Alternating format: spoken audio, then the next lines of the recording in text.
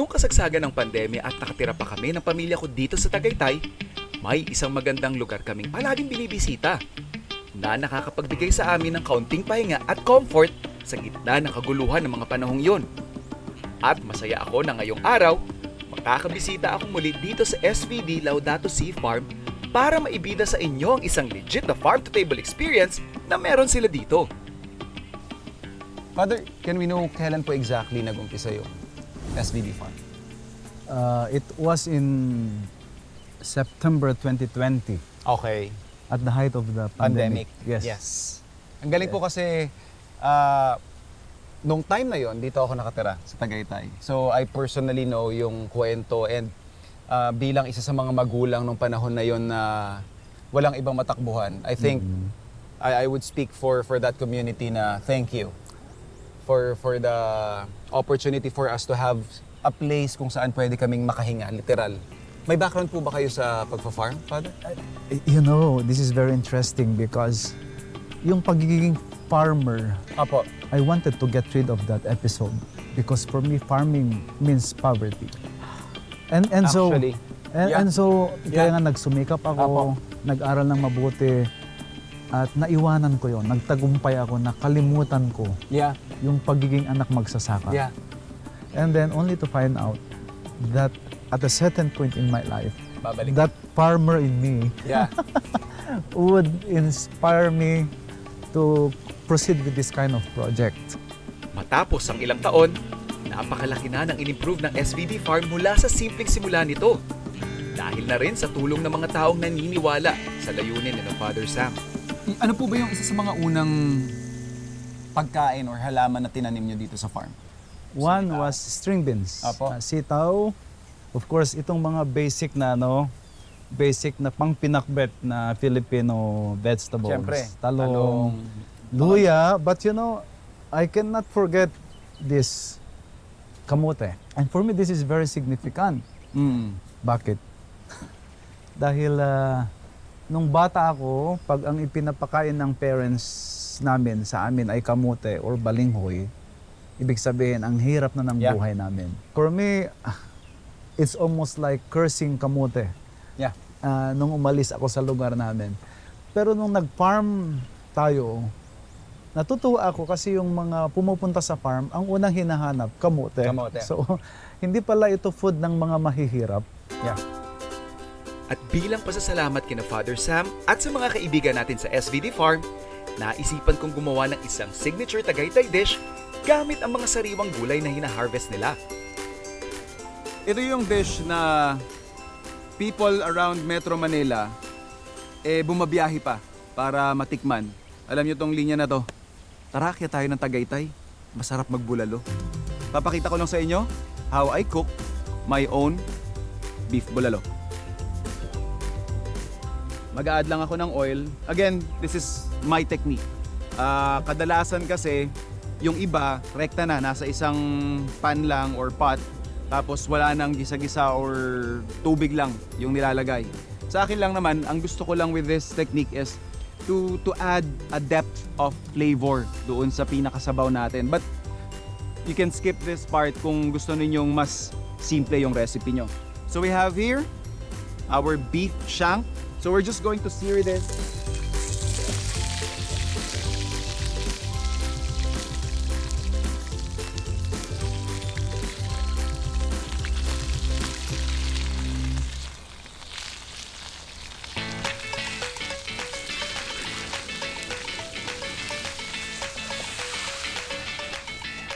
So once na nakakuha na tayong magandang brownie dun sa paligid ng ating shanks, pwede na tayong maglagay ng tubig or beef stock.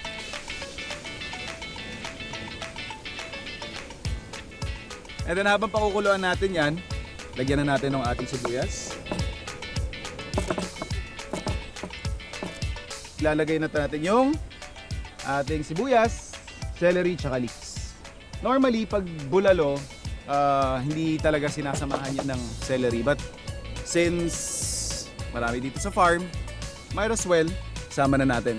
It will in fact add a different flavor profile dun sa broth na binubuo natin para dun sa ating bulalo. Pero syempre, bago natin to pakuluan, season lang natin ng salt and pepper. gently or slowly natin siyang iluluto para lang din hindi maghiwa-hiwalay yung laman ng ating beef shank. Prepare na rin natin yung iba pa nating ilalagay, which is yung ating ube. This is not something na usual din kapag nagawa kayo ng bulalo, but since we wanna highlight yung mga main crops na madalas at hindi nawawala dito sa area ng Tagaytay, just gonna peel it off. Yan yung ating ube.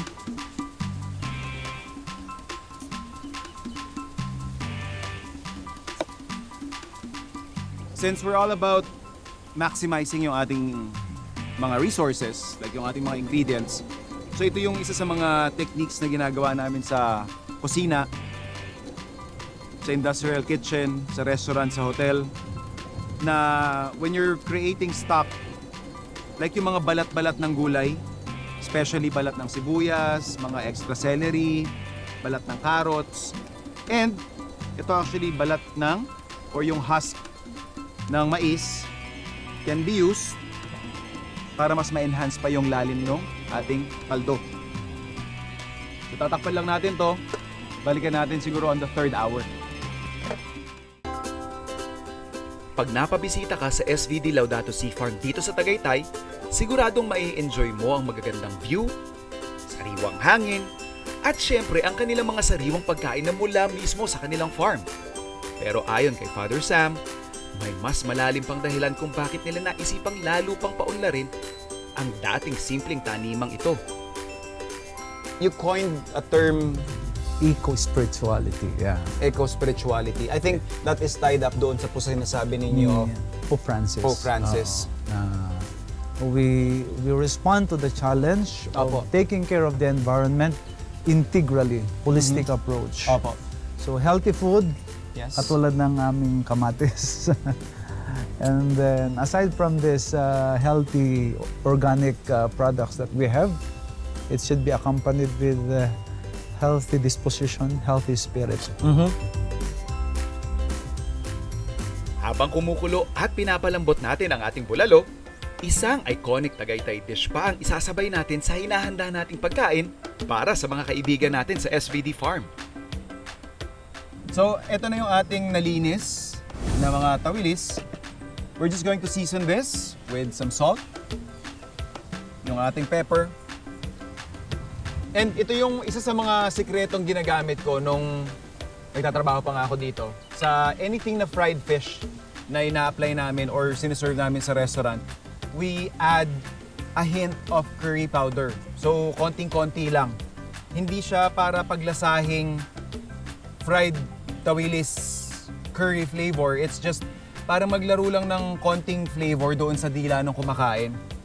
Then toss lang natin to. Then finally yung ating cornstarch. Ito yung magbibigay sa atin ng crunchy component. Okay.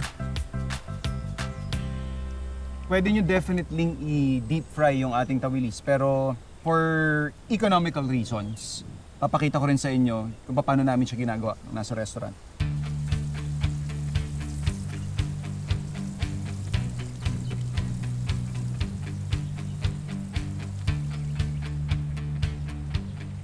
This point, pwede na nating i-flip. Tatanggalin ko lang muna yung mga excess.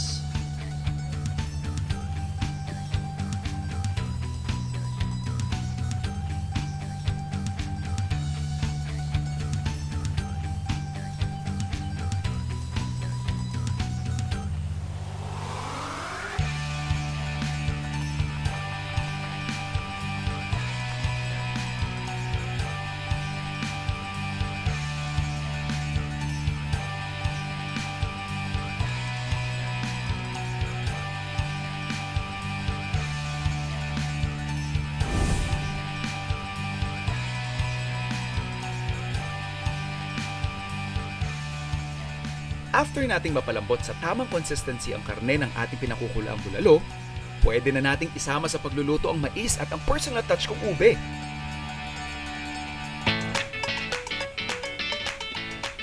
At once luto na ang mais at ube, isusunod na natin ang pechay bagyo.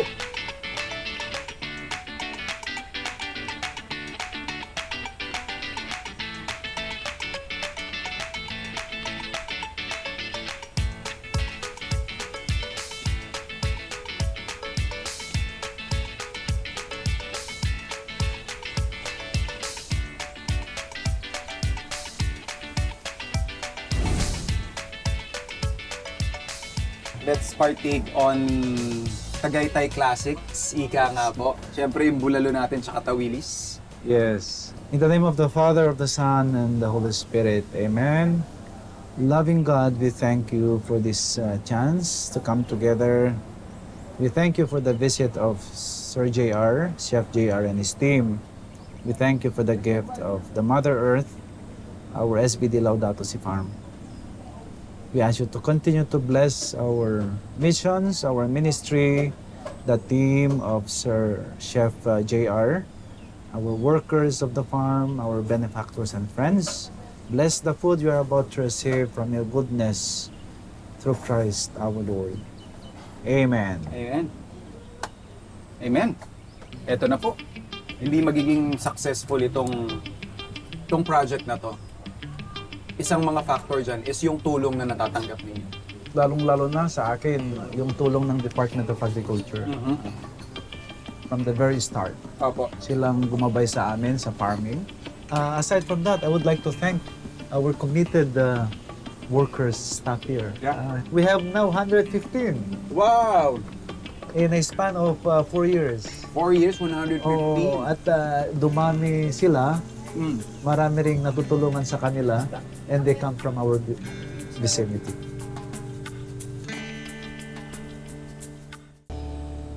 Wow! Solid, di ba? Yan yung mga isa sa talagang binabalik-balikan pag nagfo-food trip kayo sa Tagaytay.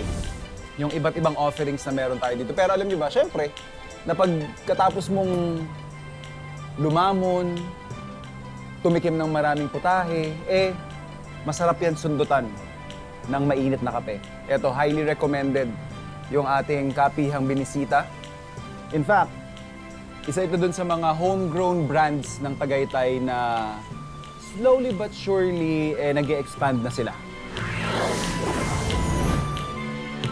Welcome sa Kapihan ni Gunyong. Isa sa mga highly recommended naming coffee stover sa inyong susunod na Tagaytay Coffee Adventure. Gunyong is my grandfather who is a local coffee farmer here in Tagaytay. So, since what we want is to push for local coffee beans, I named it after him, and we are very proud to say that our beans here in Kapihan ni Gunyong is from our local coffee farmers from Cordillera and Cavite. And we'll start off with Gunyong's Latte. From Atok Benguet yung kanilang beans. Pero, what's unique with this is, oo nga, medyo chocolatey yung flavor niya. May chocolate talaga to, sir. Ayun. So ito yung isa sa mga signature drinks nila wherein hindi lang basta pait ng kape yung binibigay nila sa'yo.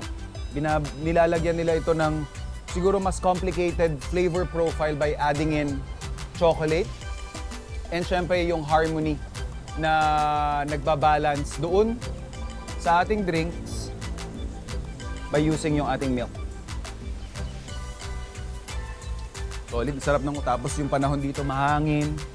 Yung alam niyo yung pakiramdam ng tsokolate kapag bumabalot siya sa dila mo.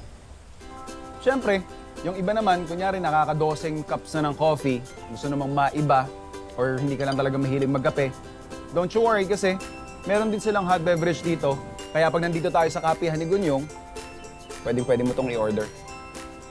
So yung butterol namin is actually from Alfonso, Cavite, a nearby municipality here in Tagaytay. So yun, since we really want to push that our products ay galing sa local.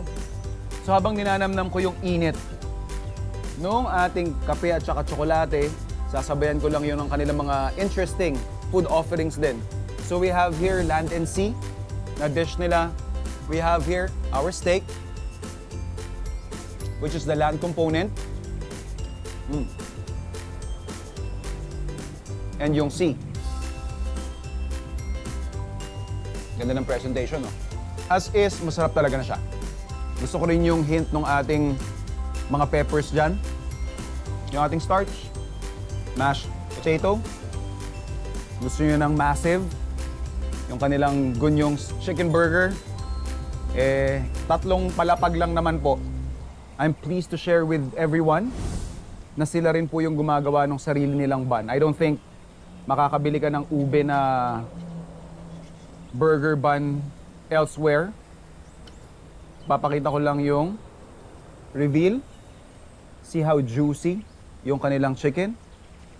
Yan o. Kumikinang-kinang sa katas. Kapag kumakain kayo ng chicken burger sa ibang restaurant, at least in my experience nawawala na yung crunch ng chicken.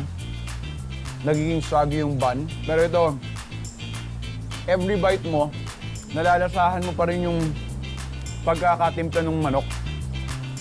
So we have here yung ating smoky white truffle mushroom pasta.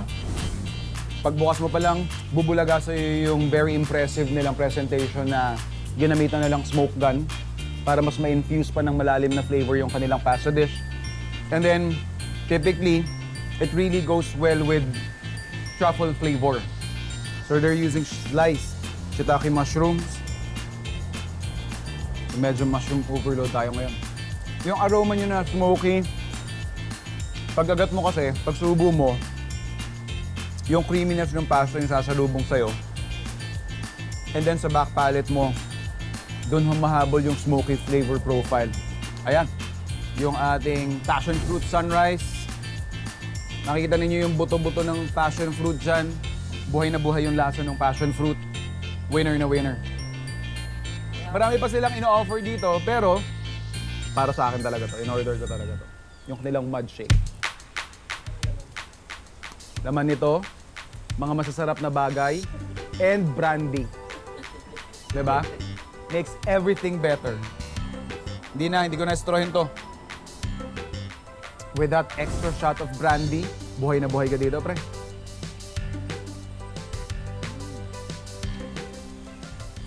Bakit po take the risk or lose the chance? So it's more on reminding us every day that it is okay to take risks rather than to have what ifs.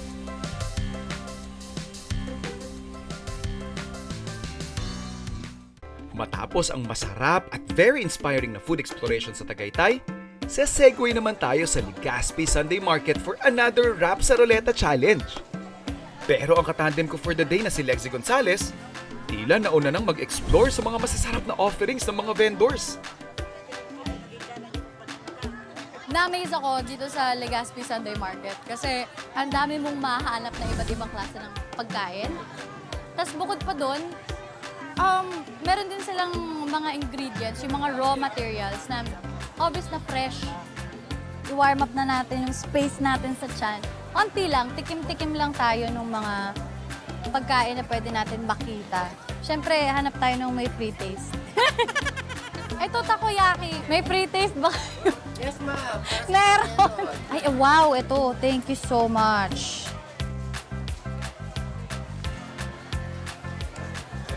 Ang sarap po. Thank you, thank you. Ang galing. May free taste po kayo. Patry po ako. Thank you so much. O, di ba? Try our best seller. This is the honey garlic chicken. Honey garlic chicken. We also Fun want fact. to try our squid. This is the sample of the monster squid. Sarap. Sarap. Masarap po. Opo. Meron ditong nagpapa-free taste daw ng lechon. Makiki-free taste lang po kami ng lechon. Oh, yan. Ay, ang laki. Dinig niyo yan? Crispy. Sarap. Sarap po. Lexie, finally, welcome sa Farm to Table. At syempre, para i-welcome ka namin, eto na agad yung bungad Okay. natin. Ipinakikilala ko sa'yo ang ating Rap sa Ruleta. Anything specific na nakikrave ka ngayon? Parang nahihilig ako sa masabaw lately. Masabaw, aba. Okay, Okay. go! Masabaw. Ano yan? Pork, chicken, ano ba yung iniisip mo? Steam? You'll be steam.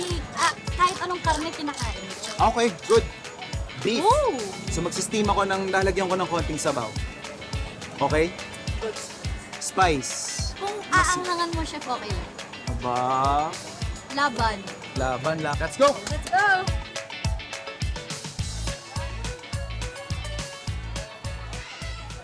chef, ano to? Beets. Beets? Yeah. Have you tried that? Medyo earthy yung flavor niya. I haven't. Okay. Can I try it? Sure. We can add that doon sa dish natin, definitely. Mushroom. Shiitake to, ma'am, no?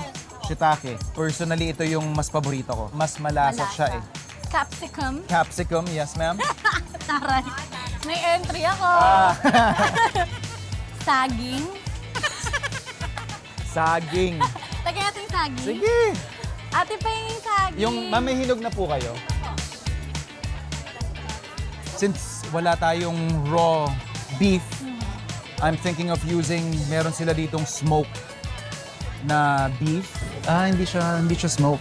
It's roasted lang. Tapos kakainin mo lang siya. Supposedly, kakainin mo lang siya as is. Dapat, pero pinapahirapan nga natin yung sarili natin. So, yeah. Thank you po. Salamat. Thank you. Thank you. Okay, tara. Ready Tara. na ako magluto. Yee! Mabilis go. lang to, mabilis.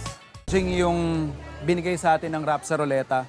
At saka yung ining natin, may masyadong na-curious doon sa mga ingredients kung ano-ano yung pinalalagay sa akin. So, we're gonna make this work. As always, since wala rin tayong available right now na raw meat, gumamit tayo ng charcoal roasted beef. So, I'll cut some portions ng ating mushroom. Ito yung medyo challenging part, yung ating beets.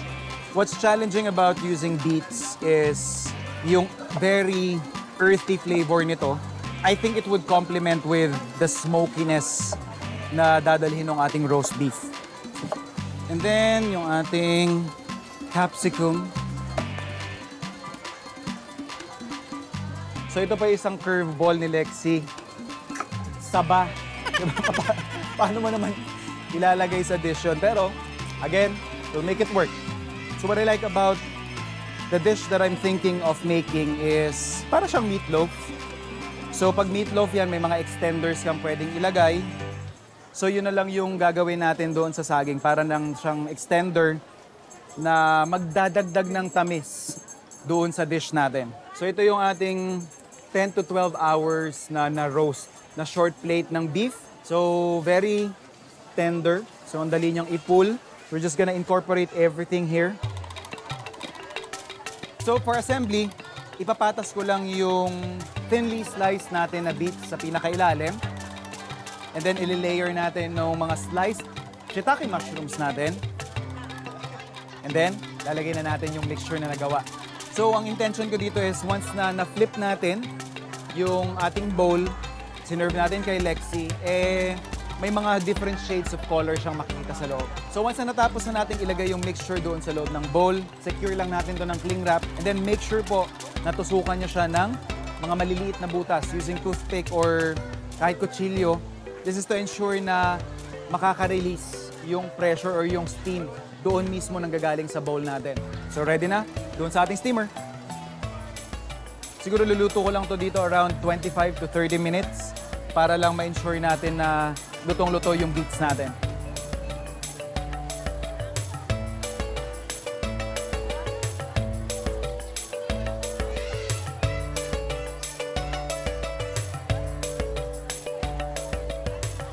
Ito na yung ating dish. Oh, wow! There you go. Wow! Kakaiba siya, chef. Di ba?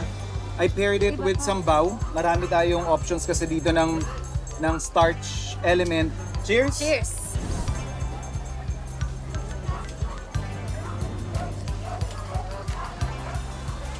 Sarap, chef! Gusto ko na may hint of sweetness. No? Susaba mo. Yeah. Parang siyang circle of surprises. Kasi each type, iba-iba yung lasa. Nakakatuwa.